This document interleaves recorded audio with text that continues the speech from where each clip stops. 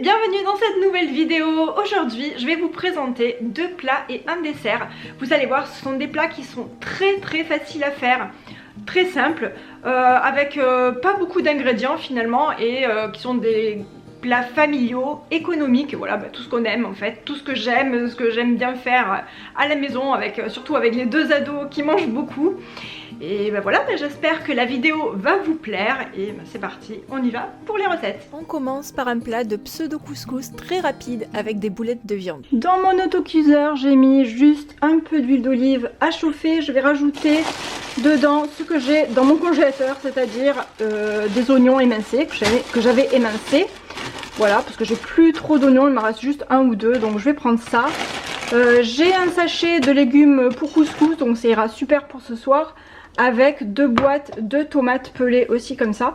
Et je pense que je vais rajouter aussi une ou deux gousses d'ail.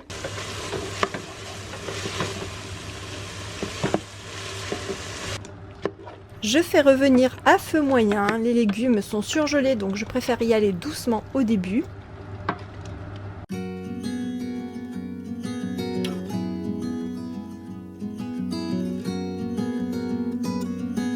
Je rajoute quelques épices, du sel, du poivre bien sûr et aussi du ras el hanout et je mélange bien avant d'ajouter des boîtes de tomates pelées et je remélange le tout et là je vais laisser mijoter pendant que je passe à la suite, donc allez, on va dire que je laisse mijoter un bon quart d'heure.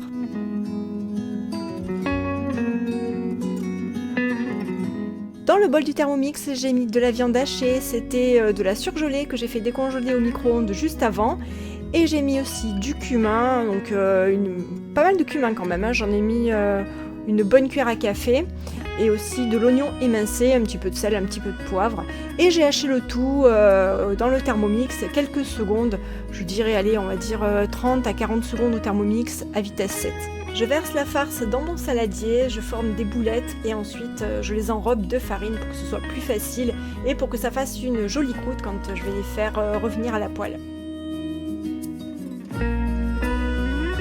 Je fais revenir les boulettes dans de l'huile, juste quelques minutes de chaque côté, et ensuite je les mets directement dans ma cocotte avec les légumes.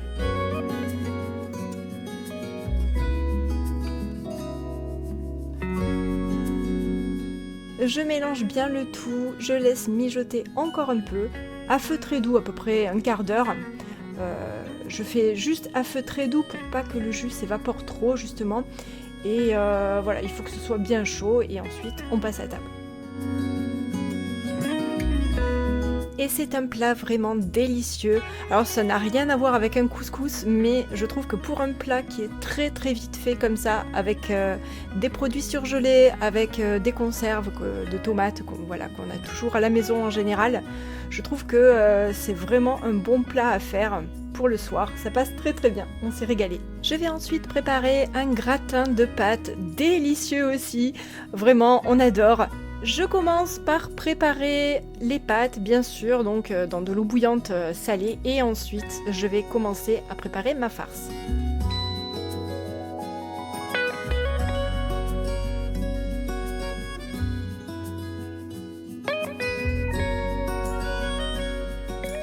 Je bats en omelette 5 œufs et je rajoute ensuite une boîte de farce à légumes que j'ai prise chez Lidl et qui est notée sur Yuka d'ailleurs avec juste un peu trop de graisse et de sel. Mais bon, c'est normal, hein, c'est une farce, hein, c'est normal que ce soit un peu plus gras. Mais c'est pas grave, c'est sans conservateur, sans additif et moi ça me va.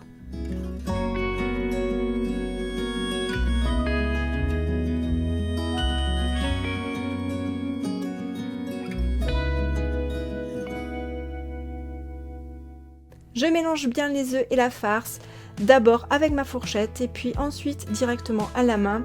Je trouve que c'est plus pratique comme ça.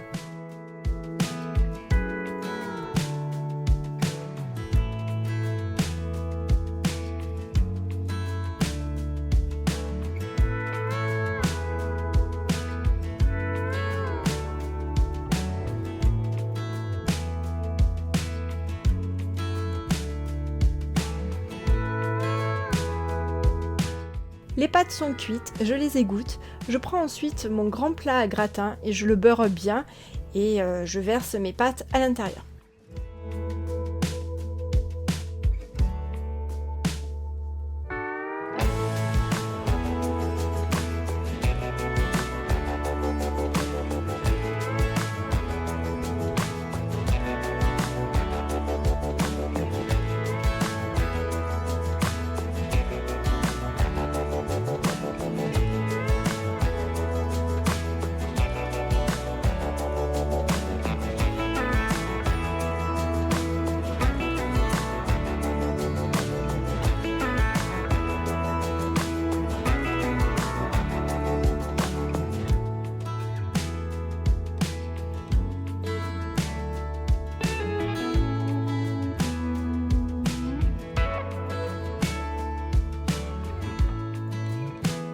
Et puis c'est très simple, je n'ai plus qu'à rajouter la farce sur les pâtes, à bien mélanger le tout et à mettre du fromage râpé par-dessus.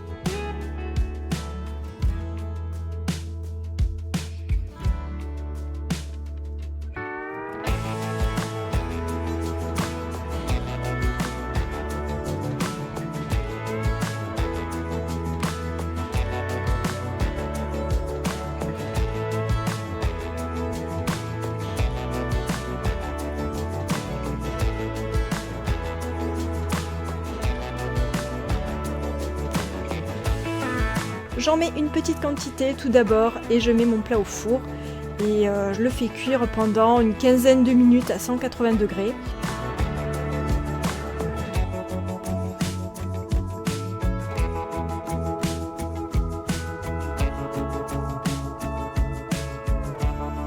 Et ensuite, je le sors pour rajouter le reste du fromage avant de le remettre au four une seconde fois pour que tout gratine bien. Et la seconde fois, je rajoute à peu près, on va dire, 5-10 minutes de cuisson.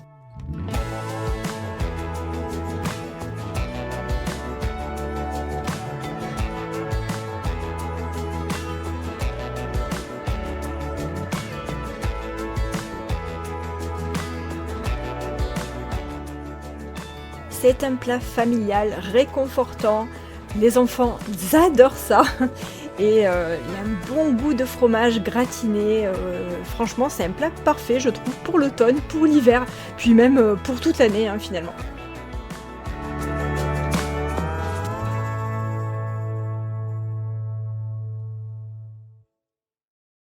Je vais faire un dessert qu'ici on adore vraiment. C'est un tiramisu au chocolat avec des petits beurres comme ça.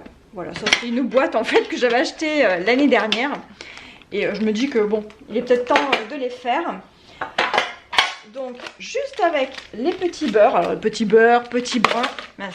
Vous pouvez même prendre des biscuités aussi, hein, c'est super bon avec les biscuités, je sais pas si vous voyez ce que je veux dire. Mais voilà, en fait vous pouvez prendre les biscuits secs que vous voulez. Moi j'aime bien les petits beurres ou les biscuités.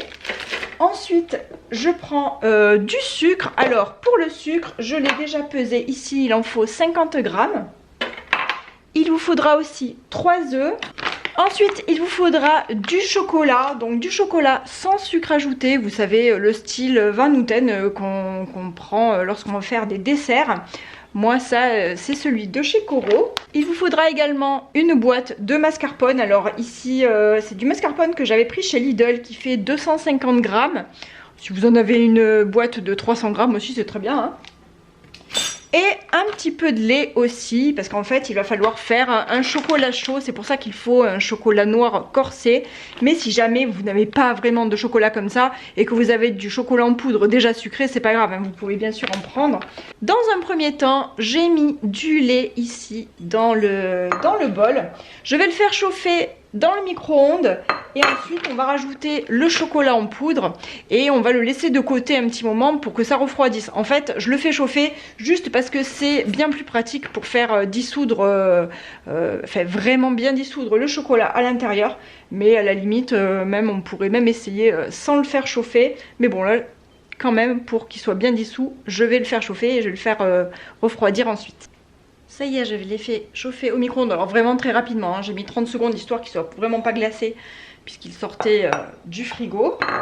Maintenant, je vais prendre mon chocolat. Ah, j'ai le soleil qui est en train de se lever, ça fait plaisir. Le chocolat, je vais en mettre, voilà, à peu près une cuillère à soupe, vous voyez, comme ça. Et on va le faire juste dissoudre à l'intérieur. Je vais même peut-être prendre ma cuillère magique là, ce sera peut-être mieux que la cuillère normale. La cuillère magique, c'est ce petit fouet ici. C'est ce petit fouet ici, ça y est. J'ai rapproché un peu la caméra pour que vous puissiez voir un petit peu mieux.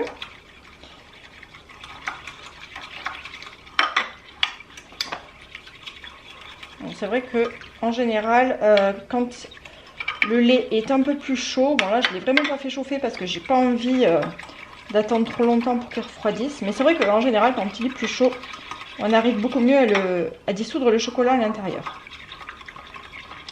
Bon, avec la cuillère, on y arrive. ce petit fouet magique qui est vraiment génial. Je vous mettrai la référence dans la barre d'infos si jamais ça vous intéresse. Voilà, allez, on va laisser ça comme ça. Et on va mettre ça de côté pour le faire refroidir. Alors maintenant, ça va être très simple. On va casser les blancs, enfin les blancs, les œufs, et on va prendre les blancs d'un côté et les jaunes de l'autre. Je vais mettre les blancs ici. Et on va aller battre les jaunes avec le sucre. Donc je rajoute mes 50 g de sucre dedans. Le petit fouet et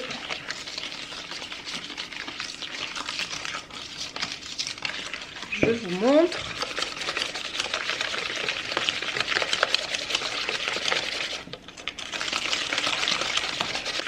Là, on va mélanger quelques minutes pour que le sucre fonde bien à l'intérieur.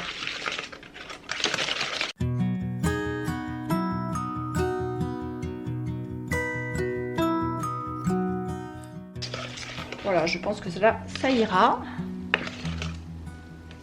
Alors j'ai allumé la lumière parce que il fait vraiment pas beau dehors là. J'espère qu'on y verra assez dans la vidéo. Ensuite, je prends le mascarpone et je vais le mettre à l'intérieur. Et on va bien remuer tout ça. Et ensuite, c'est très simple, il faudra battre les blancs en neige ici.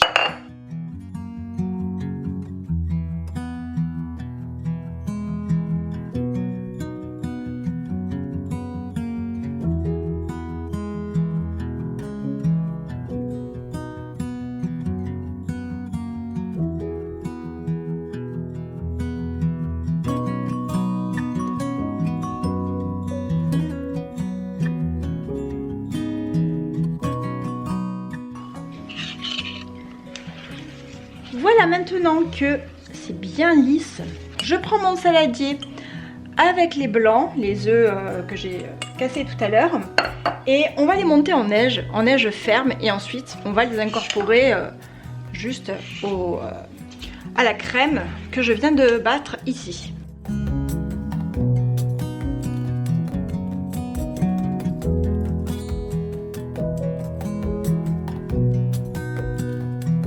Et maintenant, je vais prendre mon saladier avec mes blancs et on va mélanger tout ça pour que ce soit bien uniforme.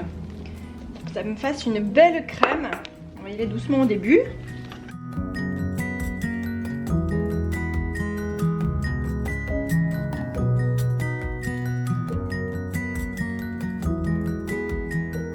On va essayer de pas trop casser les blancs, mais c'est vrai que c'est un petit peu délicat. Et le but, c'est que ce soit bien mélangé. Bon, après, au bout d'un moment, je vous avoue que moi, souvent, je les casse comme ça. On fait ce qu'on peut. Voilà, le but, c'est de bien mélanger. Et voilà, là, ça me fait une jolie crème bien homogène. Maintenant, je vais prendre les petits beurres.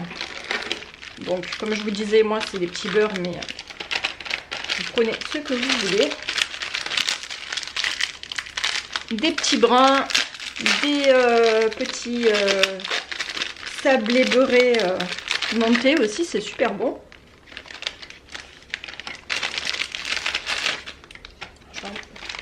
Je vais en défaire deux pour le moment, je ne sais pas combien je vais en prendre.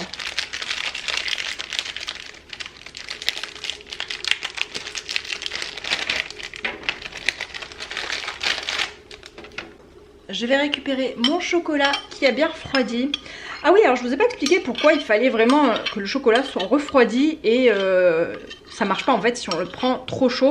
Parce que évidemment, si on met du chocolat chaud avec la crème, ça va faire fondre, enfin la chaleur, sous l'effet de la chaleur, ça va faire fondre les blancs.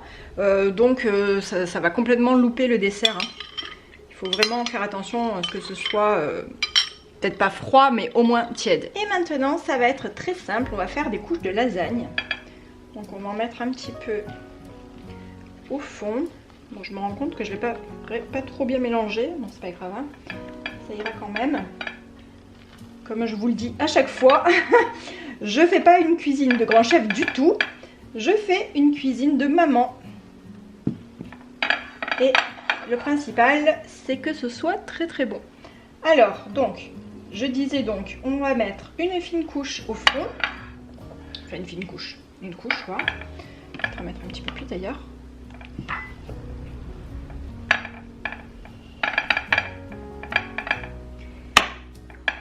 Ensuite, on récupère le chocolat. Et le but, ça va être de tremper assez rapidement, hein, on n'a pas besoin de les tremper trop. Et alors je sais pas trop comment je vais les mettre, peut-être comme ça. Et on les met dessus. On va faire la même chose sur toute la largeur du plat. Ensuite on va recouvrir avec une couche de crème et puis ensuite une autre couche de biscuit, une autre couche de crème, une autre couche de biscuit, etc. jusqu'en haut.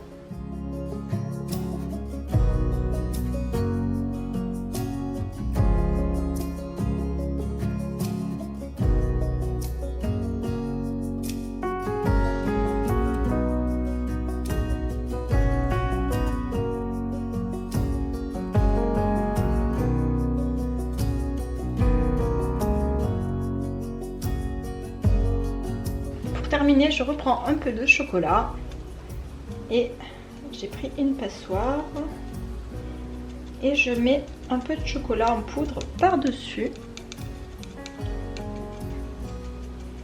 Bon, ça en général après on en fout partout, mais c'est pas grave, hein. Voilà, moi j'aime bien quand il y en a plein. Et lorsque j'aurai terminé ça, on va le laisser reposer au frigo quelques heures. Donc là, moi maintenant, on est le matin, chez moi, c'est la matinée et je pense qu'on le mangera ce soir. Comme ça, il aura bien le temps de reposer. Alors, n'hésitez pas à mettre une couche assez importante, même de chocolat par-dessus. Bon tiramisu pour ce soir. Maintenant, je vais le recouvrir et je vais le mettre au frigo.